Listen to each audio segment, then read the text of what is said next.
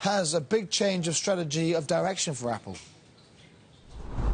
Well, John, it's a smartphone war. Over the last couple of years, Apple has clashed with Samsung across continents, and this time it's coming to Southeast Asia. Apple's had no choice but to make the move in Vietnam and the rest of this region. Android has surpassed Apple in smartphones. That's a fact.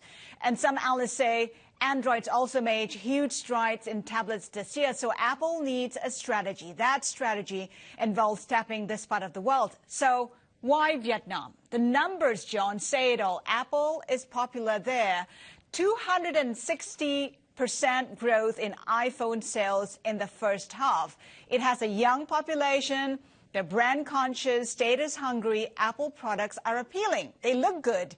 The iPhone is slim. There's instant recognition. Nothing like making your friends and strangers around drool with envy. Of course, there are cheaper alternatives, but iPhones are not that expensive anyways for the status symbol that you're after. So given all of that, there's good growth potential in Vietnam. Expect 56% growth in smartphone sales this year.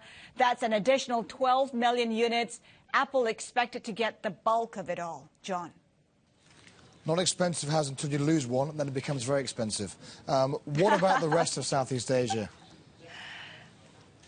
Well, if it ain't broke, don't fix it. Apple's employing pretty much the same strategy in the rest of Southeast Asia. In Vietnam, Apple tied up with a local partner, one called FPT. It's seen as a premium reseller known pretty much for its quality, service, support, pretty much a trusted brand.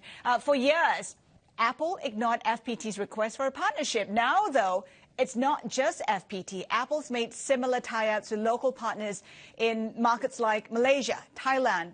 We're seeing the battle for brand loyalty shifting to Southeast Asia. It used to be China, but China has become not just competitive, but it's also a maturing market. Apple understands that.